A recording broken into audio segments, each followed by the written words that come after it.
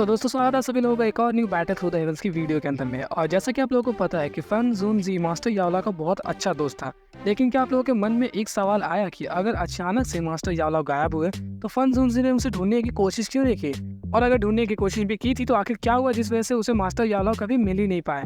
एक तरह से अगर हम लोग देखें तो फन जून जी असल में एक पावरफुल दोजोंग है। वो चाहता तो इजीली सेंटर प्लेन से बाहर निकलकर जियामा एम्पायर में जाके अकेला डोमिनेट करता और उसके बारे में सभी इन्फॉर्मेशन को निकाल लेता, लेकिन कुछ ना कुछ जरूर प्रॉब्लम आई थी और उसी प्रॉब्लम्स के रिगार्डिंग आप हम लोग इस वीडियो के अंदर में बात करेंगे। तो वीडियो को छोड़ के कहीं मत जाइएगा। तो बिना किसी टाइम को वेस्ट किए हम लोग वीडियो को स्टार्ट करते हैं। वैसे तो इस चीज़ के रिगार्डिंग हम लोग को मानस के अंदर में थोड़ा सा भी डिस्क्रिप्शन नहीं देखने को मिलता कि आखिर क्यों फैन जून जी ने उसे नहीं ढूंढा और अगर ढूंढा भी तो उसे क्या प्रॉब्लम्स देखने को मिली।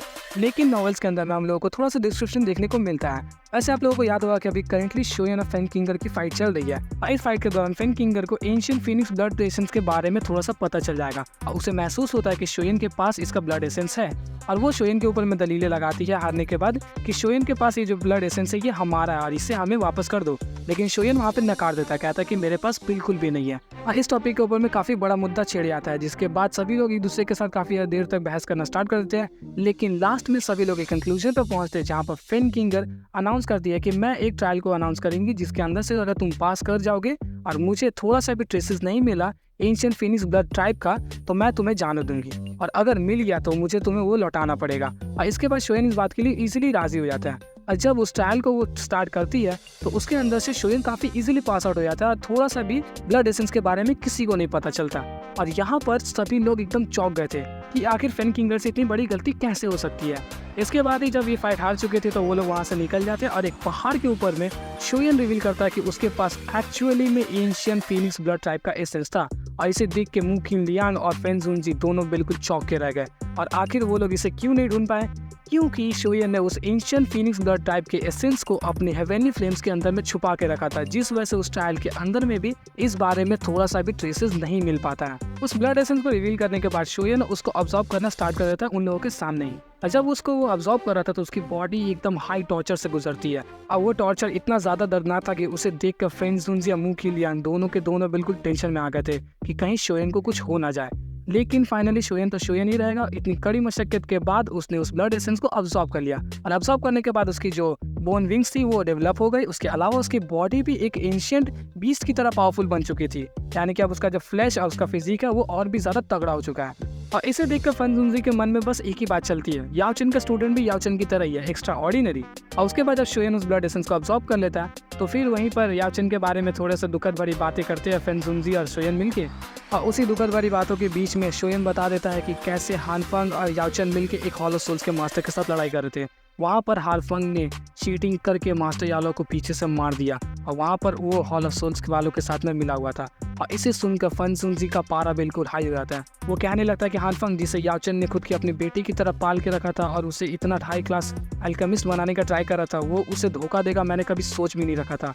और अगर अभी वो मेरे सामने आ जाए तो मैं उसे जिंदा गाड़ दूँ।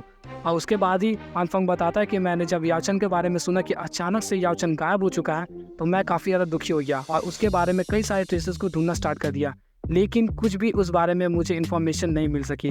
अचानक से कुछ दिनों बाद पता चलता है कि हानफंग भी सेंट्रल प्लेन से गायब हो चुका है। तो मुझे हानफंग के ऊपर में शक होता है क्योंकि लास्ट याओ चेन के साथ कोई और नहीं बल्कि हानफंग ही था। और मैंने कई सारे स्पाइस को हानफंग के पास भेजा ताकि उस बारे में मैं कुछ पता कर सकूं, लेकिन मुझे कोई भी ट्रेसेस नहीं मिलते याओ चेन के बारे में। इसके बाद फन जून जी हानफंग के ऊपर में अपना गुस्सा दिखाना स्टार्ट करता है, कहता है कि कैसे अगर वो मेरे सामने आ जाए मैं उसे अभी यहीं की यहीं मार दूँ। तो वहीं पर शोयन बोलता है कि अब वो यहाँ पर नहीं है क्योंकि मास्टर का बदला मैंने पहले ही ले लिया। और थोड़ी देर बाद वो अपने स्टोरेज दिन से एक छोटी सी बोतल को निकालता है और उस बोतल से निकालता है हानफंग का सोल। और हानफंग का सोल पहले से टेंशन में था कि शोयन उसे फिर से टॉर्चर न करे, लेकिन जब वो फन जून जी को देखता है तो उसकी तो पैंट गीली हो जाती है। वो वहाँ से काफ़ी तेज़ी से भागने का ट्राई करता है, लेकिन एक दोजों के सामने से एक छोटा सा दोवांग भाग जाए ऐसा कभी हो सकता है क्या?